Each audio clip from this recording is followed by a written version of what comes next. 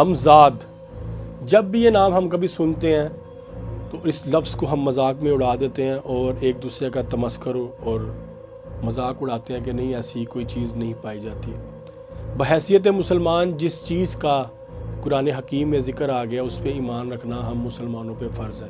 اگر ہم اس کے وجود سے انکار کرتے ہیں تو ہم قرآن حکیم کے انکاری ہو جاتے ہیں، جو کہ جائز نہیں ہے۔ قرآن پاک میں سورہ البقرہ اور سورہ کہف میں کرین کا لفظ استعمال کیا گیا، جسے اردو میں ہمزاد کہا جاتا ہے، انگلش میں اسپرٹ کہا جاتا ہے اور ہندی زبان میں اسے بھوت یا پریت کہا جاتا ہے۔ ہر انسان کے وجود کے ساتھ ایک جن کا بچہ پیدا ہوتا ہے۔ یہ بات ناظرین کو بڑی حیران کرے گی اور یہ بات سننے کے بعد شاید آپ پریشان ہوں، کیونکہ جن لفظ ہی ہم پہ خوف طاری کر دیتا ہے۔ ناظرین، یہ بات مذاق نہیں، یہ حقیقت پہ مبنی ہے۔ دیکھیں، کبھی بھی آپ سوتے ہیں اور سونے کے بعد جب آپ خواب دیکھتے ہیں اور خواب میں آپ اپنے آپ کو دیکھتے ہیں، وہ آپ خود نہیں ہوتے، وہ آپ کا ہمزاد ہوتا ہے۔ اور کبھی کبھی کچھ چیزیں ہماری میموری میں سیف رہ جاتی ہیں اور اٹھنے کے بعد ہم کبھی اس واقعے کو 1 یا 2 دن بعد رونما ہوتے دیکھتے ہیں اور کہتے ہیں کہ یار یہ شاید میں نے پہلے دیکھ لیا ہوا تھا۔ وہ یقیناً آپ کا ہمزاد آپ کو خواب میں دیکھ چکا ہوتا ہے اور وہ تمام معاملہ کہیں نہ کہیں آپ کی میموری میں سیف رہ جاتا ہے۔ ہمزاد کے بیک گراؤنڈ پہ اگر ہم تھوڑا سا جائیں تو قرآن پاک میں جو تفسیر ملتی ہے اس کے حوالے سے وہ یہ ہے کہ جب اللہ رب العزت نے فیصلہ کیا کہ میں زمین پہ اپنا خلیفہ بناؤں گا، یہ سورہ بقرہ میں آیات موجود ہیں، آپ ترجمہ پڑھیں گے، سرچ کریں گے، آپ کو مل جائیں گے۔ اللہ رب العزت نے فیصلہ کیا کہ میں زمین پر اپنا خلیفہ بناؤں گا، تو تقریباً 800-900 کے قریب ملائکہ کا گروہ تھا جس نے اللہ رب العزت سے یہ کہا کہ یا باری تعالیٰ آپ یہ کام نہ کریں۔ ان گروہ میں عزازیل بھی شامل تھا، جسے ہم ابلیس یا شیطان کے نام سے پکارتے ہیں۔ وہ اس گروہ میں سر فہرست تھا اور سب سے آگے تھا۔ اس کا کہنا تھا کہ یا باری تعالیٰ تو نے زمین پر پہلے بھی اپنا خلیفہ بنایا تھا اور اس نے خون ریزی کی، تیری نافرمانی کی، اور اب تو انسان کو بنانے جا رہا ہے۔ اللہ رب العزت نے کہا جو میں جانتا ہوں وہ تم نہیں جانتے۔ اس کے بعد اللہ رب العزت نے حضرت آدم علیہ السلام کا وجود تیار کیا اور تمام ملائکہ کو حکم دیا کہ اس کو سجدہ کرو۔ اب یہ بحث ایک الگ ہے، وہ سجدہ کیا تھا، کس وجہ سے تھا، ہم اس بحث میں نہیں پڑھیں گے، ہم اپنے ٹاپک پہ رہیں گے۔ ابلیس نے، عزازیل نے تکبر میں آ کر جناب آدم کے وجود کو سجدے سے انکار کر دیا تھا۔ اس کی وجہ یہ تھی کہ وہ اپنے آپ کو بہت سپیریئر سمجھتا تھا، کیونکہ اس نے ملائکہ کے ساتھ رہتے ہوئے ہزاروں سال عبادت کی تھی، اور اس کا عرش پہ نام عابد اور زاہد بھی ہے۔ اس کے القاب میں سے ہے عابد اور زاہد، کہ بہت متقی اور پرہیزگار اور عبادت گزار تھا یہ عزازیل۔ اللہ سے اس نے انکار کر دیا، اس نے صاف کہا کہ میں تیرے علاوہ کسی کو سجدہ نہیں کروں گا۔ ابلیس نے اللہ رب العزت سے اس ایک سجدے کی ایگزمپشن مانگی تھی، یہ ایک سجدہ معاف کر دے، کائنات کے چپے چپے پہ تیرے سجدے کروں گا۔ ناظرین، کائنات کے حوالے سے اگر بات کریں تو کائنات اتنی بڑی ہے کہ جس کے وجود کا اندازہ ہی نہیں لگایا جا سکتا۔ ابھی کچھ دن پہلے ہی انٹرنیٹ پہ ایک ریسرچ آئی ہے کہ کہکشاں میں کہیں پہ 150 ارب سمندر کے قریب 150 ارب سمندر مل جائیں، اتنا پانی کہکشاں میں دریافت کیا گیا۔ آپ سوچیں اگر گلیکسی میں اتنا پانی موجود ہے تو یہ کل کائنات کتنی بڑی ہوگی، اور اس کل کائنات کے چپے چپے پہ سجدوں کی آفر کی تھی ابلیس نے اللہ رب العزت کو۔ اللہ رب العزت نے کہا کہ میں معبود ہوں تیرا، عبادت میری مرضی کی، تو عبد ہے میرا، تیری مرضی کی نہیں چلے گی۔ یہاں سے پھر اس کا اختلاف شروع ہوا۔ اس نے اللہ رب العزت سے کہا ٹھیک ہے، میں نے جو 4000 سال یا 6000 سال، 2 روایات ملتی ہیں، کہیں پہ 6000 سال، کہیں پہ 4000 سال کی، اس کی صرف 2 رکعت نماز ہے۔ ناظرین، اس 2 رکعت نماز کا اس نے اللہ رب العزت سے اپنا صلہ مانگا کہ یا باری تعالیٰ میں اس کا صلہ چاہتا ہوں۔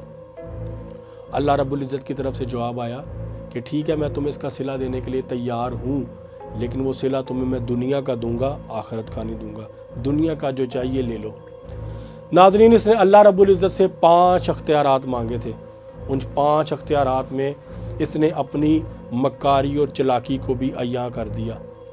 اس نے وہی اختیارات مانگے جس سے ظاہر ہوتا ہے کہ اس کو حضرت آدم علیہ السلام سے حسد تھا، بغض تھا، اور اس کے اندر تکبر تھا کہ میں سپیریئر ہوں۔ اس نے کہا ٹھیک ہے اللہ، تیرے آدم کے بندے کی جو اولاد ہوگی اس کے ساتھ میرا بھی بچہ پیدا ہوگا۔ اللہ نے اس کو یہ اختیار دے دیا۔ دوسرا اس نے اختیار مانگا کہ میں ان کو دیکھ سکوں، وہ مجھے نہ دیکھ سکیں، یہ بھی اللہ نے اختیار دے دیا۔ تیسرا اختیار اس نے مانگا کہ میں ان کو ڈسٹریکٹ کر سکوں، ان کو گمراہ کر سکوں، میرے پاس یہ اتھارٹی ہو، اللہ نے اس کو یہ بھی اختیار دے دیا۔ چوتھا اختیار اس نے مانگا کہ میں ان کے جسم میں خون کی طرح گردش کروں، اللہ نے اس کو یہ بھی اختیار دے دیا۔ پانچواں اختیار اس نے مانگا کہ مجھے موت نہ آئے، اللہ نے اس کو یہ بھی اختیار دے دیا۔ سورہ الاعراف میں بھی ایک آیت موجود ہے اس حوالے سے کہ جب ابلیس کا یہاں سے جانے کا، عرش سے جانے کا معاملہ ہوا اور اس نے اللہ کے حکم کی نافرمانی کی، تو اللہ نے کہا ٹھیک ہے میں تمہیں قیامت تک مہلت دیتا ہوں۔ اللہ نے اس کو مہلت دی اور اسے وہاں سے نکال دیا۔ اب ناظرین آپ دیکھیں کہ جو بھی انسان پیدا ہوتا ہے اس کے ساتھ ایک جن کا جو بچہ پیدا ہوتا ہے، جسے قرآن پاک میں ایک قرین کہا گیا، اس کے وجود کی اور بھی بہت سی نشانیاں موجود ہیں۔ ان نشانیوں میں سے یہ نشانی ہے سب سے بڑی نشانی کہ ہم زندہ انسانوں پر ہی جن اثر کیوں کرتے ہیں، ہم زندہ انسانوں پر ہی جنات، شیاطین یا جتنی بھی غیر مری مخلوق ہے ان کا حملہ کیوں ہوتا ہے، اسی وجہ سے ہوتا ہے کیونکہ ہمارے ساتھ یہ ہمزاد موجود ہے۔ جب کوئی انسان بے حد برائی کی طرف، شر کی طرف بڑھتا چلا جاتا ہے تو اس کے وجود کے اندر موجود روح کمزور پڑ جاتی ہے، کیونکہ وہ نیک اعمال نہیں کرتا، بد عمالیاں کرتا ہے۔ روح کے کمزور پڑنے کی وجہ سے جو اس کا ہمزاد ہے اس کی روح پر غالب آ جاتا ہے اور اس کو برائی کے رستے کی طرف لگانا شروع کرتا ہے اور وہ برائی میں بڑھتا چلا جاتا ہے۔ اسی دوران باہر سے شیاطین، جنات بھی اس انسان پہ حملہ آور ہوتے ہیں اور وہ دیکھتے ہیں کہ اس انسان کے ساتھ جو شیطان، جن، ابلیس کا بچہ ہمزاد جو موجود ہے وہ ہمیں ویلکم کر رہا ہے، وہ چاہتا ہے کہ ہم اس کے ساتھ الائنس کریں اور اس کی مدد کریں۔ پھر وہ باہر کے شیطان، جنات اس انسان کے ہمزاد کے ساتھ اٹیچ ہو کے اس کو گمراہ کرتے چلے جاتے ہیں اور اس کو برائی کے رستے کی طرف لگاتے چلے جاتے ہیں۔ اس حوالے سے بھی سورہ الزخرف کی آیت نمبر 36، جس کا میں بے شمار پروگرامز میں ذکر کر چکا ہوں، سورہ الزخرف کی آیت نمبر 36 میں اللہ رب العزت فرماتے ہیں کہ جو بندہ مجھ رحمان کی یاد سے، اللہ رب العزت اپنے بارے میں یہ بات کر رہے ہیں کہ جو بندہ مجھ رحمان کی یاد سے، ذکر عبادت کا ابھی بات نہیں ہو رہی، صرف یاد کا ذکر کر رہے ہیں کہ جو بندہ مجھ رحمان کی یاد سے دور ہوتا ہے، میں اس کے پیچھے شیاطین کو لگا دیتا ہوں، پھر وہ شیاطین اس انسان کو مجھ سے، میرے رستے سے دور کرتے چلے جاتے ہیں۔ آپ دیکھیں کہ کوئی انسان برائی کی طرف قدم بڑھاتا ہے تو وہ برائی میں بڑھتا ہی چلا جاتا ہے۔ فیملیز میں آپ کو کچھ ایسے لوگ نظر آتے ہوں گے جو بہت ہی شر مزاج کے ہیں، میاں بیوی میں لڑائی کروانا، چغلیاں کروانا، اختلافات پیدا کرنا، کسی کو گالیاں پڑوانا، کسی کو مار پڑتا دیکھنا، ان چیزوں سے ان کو بہت تسخیر ملتی ہے، بہت خوشی ملتی ہے، ان کے دل کو تسکین پہنچتی ہے۔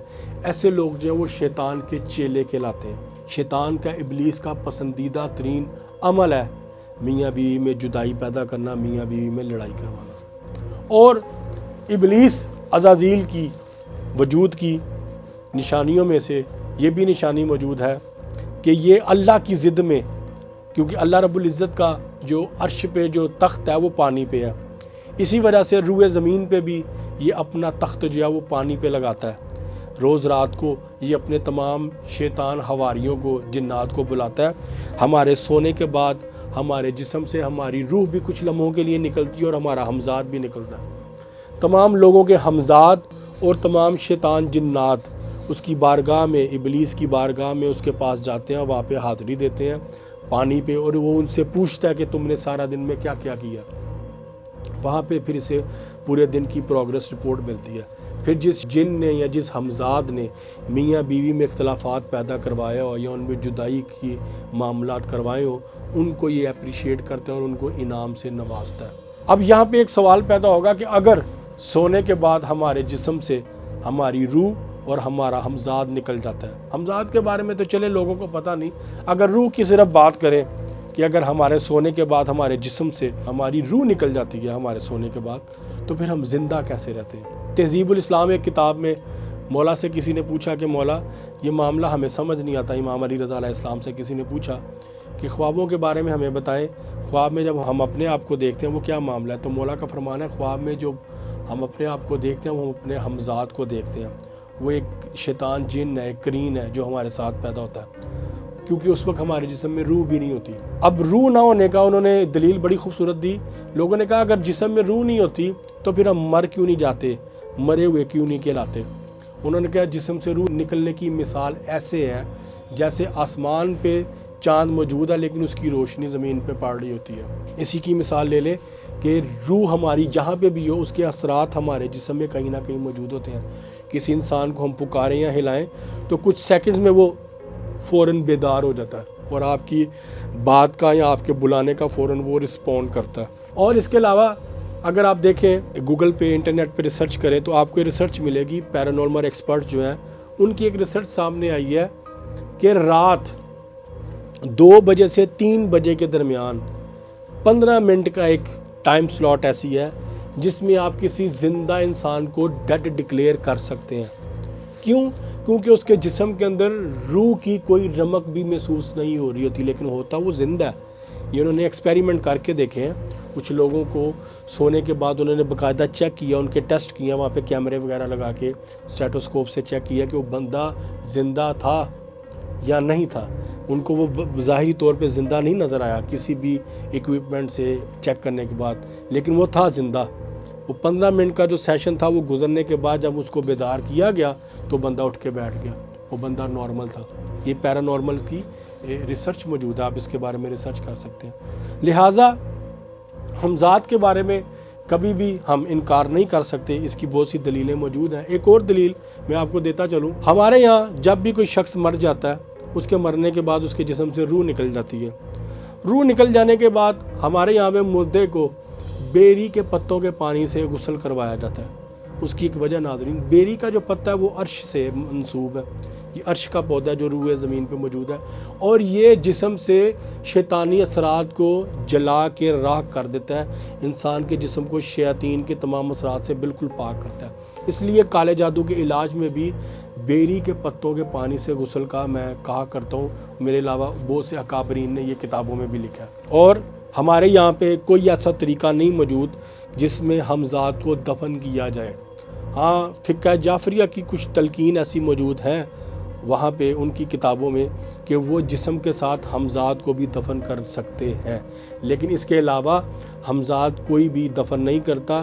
ایون کہ اگر آپ ہندو مذہب کے حوالے سے بات کریں جہاں پہ مردے کو جلایا جاتا ہے, یا باہر جو جاپان اور چائنا جیسے ملکوں میں اب باقاعدہ ایک کچھ ادارے, کچھ سینٹرز ایسے بن گئے جہاں پہ آپ ڈیڈ باڈی لے کے جاتے ہیں اور آپ کی آنکھوں کے سامنے 10 منٹ میں پوری باڈی کو جلا کے مشینوں کے تھرو وہ راکھ کر کے آپ کو راکھ دے دیتے ہیں. وہاں پہ بھی ایسا کوئی سسٹم نہیں موجود کہ کوئی ایسا ریچول پرفارم کیا جائے.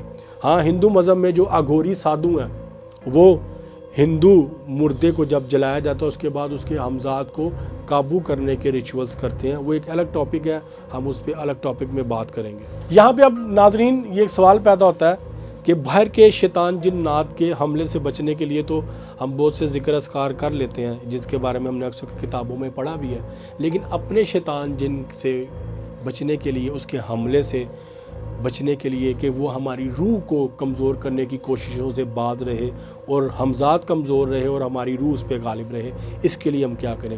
اس کے لیے ناظرین سب سے زیادہ ضروری یہ ہے کہ آپ برائی سے جتنا دور رہ سکتے ہیں ان سے دور رہیں, معاشرتی اور اخلاقی برائیوں سے.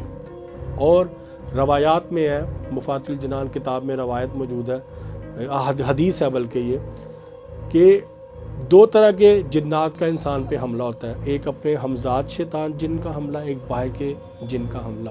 اپنے شیطان جن کے ہمزاد کے حملے سے بچنے کے لیے آپ زیادہ سے زیادہ تعداد میں درود پاک کا ذکر کریں اور درود پاک پڑھنے کے بعد اپنے جسم پہ اس کو پھونکتے رہیں. اور باہر کے شیطان جن کے حملے سے بچنے کے لیے آپ قرآن پاک کی ایک آیت لا حول ولا قوت الا باللہ العلی العظیم کا کثرت کے ساتھ ذکر کریں تاکہ آپ باہر کے تمام شیطان جنات اور لوگوں کی بری نظر سے محفوظ رہ سکیں.